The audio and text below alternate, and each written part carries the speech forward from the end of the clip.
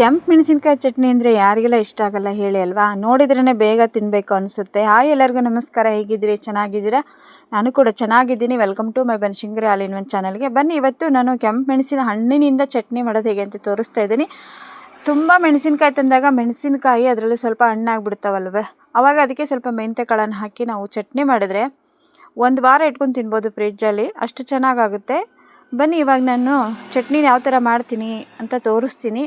Please ಪೂರ್ತಿ video ನೋಡಿ support ಮಾಡಿರಿ. ನೋಡಿರಿ, ಇಲ್ಲಿ ಮೆಣಸಿನ ಹಣ್ಣನ್ನು ನಾನೆಲ್ಲ ಆರಿಸ್ಬಿಟ್ಟು ಕ್ಲೀನಾಗಿ ತೊಳೆದು ಒಂದು ಅರ್ಬಿಂದ ಒರೆಸಿ ಇಟ್ಟಿದ್ದೀನಿ. ಯಾಕೆಂದರೆ ಹಸಿ ಮೆಣಸಿನ್ಕಾಯಿ ಹಾಕಿದರೆ ನಾವು ಒಂದು ವಾರ ಇಟ್ಕೊಂಡು ತಿಂತೇವಲ್ಲ, ತಡೆಯೋದಿಲ್ಲ ಅನ್ನೋದಕ್ಕೆ ಸ್ವಲ್ಪ ಅದನ್ನು ಒಂದು ಅರ್ಬಿಂದ ಒರೆಸಿ ಇಟ್ಟಿದ್ದೀನಿ. ಸ್ವಲ್ಪ ಮೆಂತ್ಯ ಕಾಳನ್ನು ಸಹಿತ ನಾನು 1 ತಾಸು ಮುಂಚಿತವಾಗಿಯೇ ನೆನೆ ಇಟ್ಟಿದ್ದೀನಿ.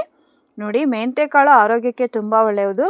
ಮತ್ತು ಮೆಂತ್ಯ ಕಾಳು ಚಟ್ನಿ ಕೆಲವೊಂದು ನಾವು ಮಾಡ್ತಾನೆ ಇರ್ತೀವಿ, ಆದರೆ ಈ ಥರ ಹಣ್ಣು ತುಂಬ ಇರ್ತಾವಲ್ವ, ಎಲ್ಲರ ಮನೇಲಿ ಅದೇ ಸಮಸ್ಯೆ. ಹಣ್ಣು ಉಳಿದಾಗ ನಾವು ಏನು ಮಾಡಬೇಕಪ್ಪ ಅಂತ ಹೇಳಿದಾಗ ಈ ಥರ ಚಟ್ನಿ ಮಾಡ್ಕೊಂಡು ಇಟ್ಕೊಂಡ್ರೆ ನಮಗೆ ಬೇಕಾದಾಗ ತಿನ್ಬೋದು. ಇಲ್ಲಿ ನೋಡಿ, ನಾನು ಸ್ವಲ್ಪ ನೀರು ಎಲ್ಲ ಒರೆಸ್ಬಿಟ್ಟಿದ್ನಲ್ಲ, ಹಾಗೆ ಸ್ವಲ್ಪ ಬಾಣಲೆಯಲ್ಲಿ ಹುರ್ಕೋತಾ ಇದ್ದೀನಿ. ಫಸ್ಟ್ಗೆ ಎಣ್ಣೆ ಹಾಕಲ್ಲ ನಾನು, ಒಂದು ಸ್ವಲ್ಪ ಬಿಸಿ ಆಮೇಲೆ ಎಣ್ಣೆ ಹಾಕ್ತೀನಿ.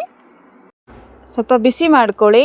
ಒಂದು ವೇಳೆ ಅದರಲ್ಲಿ ನೀರಿನ ಅಂಶ ಇದ್ದರೂ ಸಹಿತ ಬಿಸಿಗೆ ಎಲ್ಲ ಹೋಗ್ಬಿಡುತ್ತೆ.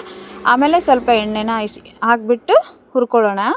ನೋಡಿ, ಸಿಕ್ಕಾಪಟ್ಟೆ ಇವಾಗ ನಾವು ತಂದಿರ್ತೀವಿ, ತಂದು 2-3 ದಿವಸಕ್ಕೆ ಈ ಥರ ಹಣ್ಣಾಗ್ಬಿಡ್ತಾವಲ್ವ, ಅದಕ್ಕೆ ಈ ಚಟ್ನಿನ ಮೆಂತ್ಯ ಕಾಳನ್ನು ಹಾಕಿ ಚಟ್ನಿ ಮಾಡಿ ಇಟ್ಕೊಂಡ್ರೆ ನಮಗೆ ಚಪಾತಿ, ರೊಟ್ಟಿಗೆ, ಮತ್ತು ಮಕ್ಕಳು ಹಾಗೆ ರೊಟ್ಟಿ ಹಚ್ಕೊಂಡು ಇಷ್ಟಪಟ್ಟು ತಿಂತಾರೆ. ನೋಡಿ, ಬರೀ ಮೆಣಸಿನ್ಕಾಯಿನ ಹಾಕಿ ಮಾಡಿದರೆ ಕೆಲವೊಬ್ರಿಗೆ ಖಾರ ಆಗೋದಿಲ್ಲ ಅನ್ನೋ ಉದ್ದೇಶಕ್ಕೆ ಮೆಂತ್ಯ ಕಾಳನ್ನು ಹಾಕಿ ನಾನು ಚಟ್ನಿ ಮಾಡಿ ನಿಮಗೂ ತೋರಿಸ್ತಾ ಇದ್ದೀನಿ. ಇಲ್ಲಿ ನೋಡಿ, ಇವಾಗ ನಾನು ಅದನ್ನೇನು ಹುರ್ಕೊಂಡಿದ್ನಲ್ಲ, ಅವಾಗ ತೋರಿಸಿದೆಲ್ಲ ಅಷ್ಟೇ ಹುರ್ಕೋಬೇಕು. ಈಗ ಒಂದು ಮಿಕ್ಸರ್ ಜಾರಿಗೆ ನಾನು ಹಾಕ್ತೀನಿ. ನೋಡಿ, ಇವಾಗ ಒಂದು ಮಿಕ್ಸರ್ ಜಾರಿಗೆ ನಾನು ಆವಾಗಲೇನು ಹುರ್ಕೊಂಡಿದ್ನಲ್ಲ ಮೆಣಸಿನ್ಕಾಯನ್ನು ಹಾಕಿಬಿಟ್ಟು ಚಟ್ನಿನ ಮಾಡ್ತೀನಿ. ಆ ಚಟ್ನಿಗೆ ನಾವು ಏನೇನು ಹಾಕ್ತೀವಿ ಅಂತ ತೋರಿಸ್ತೀನಿ. ನೋಡಿ, ಇವಾಗ ಹುರಿದಿರೋ ಮೆಣಸಿನ್ಕಾಯಿನ ಜಾರಿಗೆ ಹಾಕ್ತಿದ್ದೀನಿ. ತುಂಬ ಟೇಸ್ಟ್ ಆಗುತ್ತೆ ಇದು ಚಟ್ನಿ, ಮಾತ್ರ ಖಾರ ಆಗೋದಿಲ್ಲ. ಯಾಕಂದರೆ ನಾನು ಮೆಂತ್ಯ ಕಾಳನ್ನು ಹಾಕಿರ್ತೀನಲ್ಲ, ಅದಕ್ಕೆ ಖಾರ ಏನು ಜಾಸ್ತಿ ಇರೋದಿಲ್ಲ. ನೋಡಿ, ಇವಾಗ ಇದಕ್ಕೆ ಏನೇನು ಸಾಮಾನು ಹಾಕ್ತೀನಿ ಅಂತಲೂ ತೋರಿಸ್ತೀನಿ ನಿಮಗೆ. ನೋಡ್ಕೊಂಬರೋಣ ಬನ್ನಿ. ಇಲ್ಲಿ ನಾನು ಆವಾಗಲೇ ಏನು ಮೆಂತ್ಯ ಕಾಳನ್ನು ನೆನೆ ಇಟ್ಟಿದ್ದಲ್ಲ, ಆ ಮೆಂತ್ಯ ಕಾಳನ್ನು ನೀರೆಲ್ಲ ತೆಗೆದುಬಿಟ್ಟು ಹಾಕೋಣ. ನೋಡಿ, ಮೆಂತ್ಯ ಕಾಳು ಹಾಕ್ತಿದ್ದೀನಿ ನಾನು, ನೀರೆಲ್ಲ ತೆಗೆದುಬಿಟ್ಟು ಹಾಕಿ. ಮೆಂತ್ಯ ಕಾಳು ಮಾತ್ರ ಆರೋಗ್ಯಕ್ಕೆ ತುಂಬ ಒಳ್ಳೆಯದಿದು. ಬಾಣತಿಯರಿಗೆ ಜಾಸ್ತಿ ಮೆಂತ್ಯ ಚಟ್ನಿನ ಮಾಡಿಕೊಡ್ತಾರೆ ನಮ್ಮ ಸೈಡು. ಅಂದರೆ ಈ ಥರ ಹಸಿ ಮೆಣಸಿನಣ್ಣು ಹಾಕಲ್ಲ, ಒಣ ಮೆಣಸಿನಕಾಯಿನ ಹಾಕಿ ಮಾಡಿಕೊಡ್ತಾರೆ.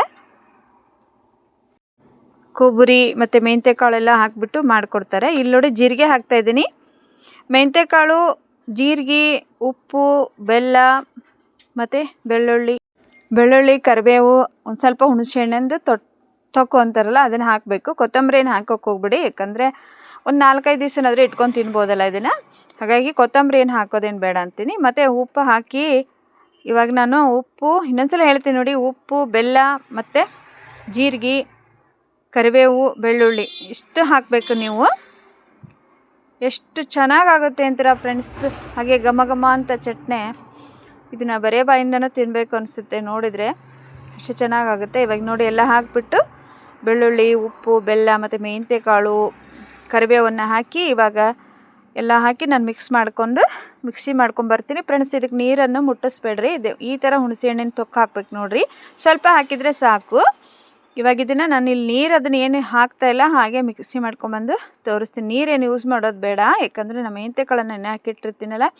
ಇವಾಗ ನಾನು ರುಬ್ಕೊಂಡು ಬಂದಿದ್ದೆ, ಮಿಕ್ಸಿ ಮಾಡ್ಕೊಂಬಂದಿದ್ದೆ ನೋಡಿರಿ, ಇಷ್ಟ ಆದರೆ ಸಾಕು. ಇದಕ್ಕೆ ಒಗ್ಗರಣೆನೂ ಆದರೂ ನೀವು ಕೊಟ್ಕೋಬೋದು, ಬಟ್ ಇದನ್ನು ನಾವು ಒಂದು ಸ್ವಲ್ಪ ಇಟ್ಕೊಂಡು ತಿಂತೀವಿ ಅನ್ನೋದಾದರೆ ಒಗ್ಗರಣೆ ಏನು ಬೇಡ ಅನಿಸುತ್ತೆ. ಒಗ್ಗರಣೆಗೆ ಕೊಟ್ಕೊತೀವಿ ಅನ್ನೋದಾದರೆ ಸ್ವಲ್ಪ ಎಣ್ಣೆನ ಕಾಯಿಸ್ಬಿಟ್ಟು ಸಾಸಿವೆ ಕಾಳು, ಕರಿಬೇವು, ಬೆಳ್ಳುಳ್ಳಿನ ಹೆಚ್ಚಿ ಹಾಕಿ ನೀವು ಒಗ್ಗರಣೆ ಮಾಡ್ಕೋಬೋದು. ಇಲ್ಲ ಅಂದರೆ ಹಾಗೇನಾದರೂ ಚಟ್ನಿನ ತಿನ್ಬೋದು.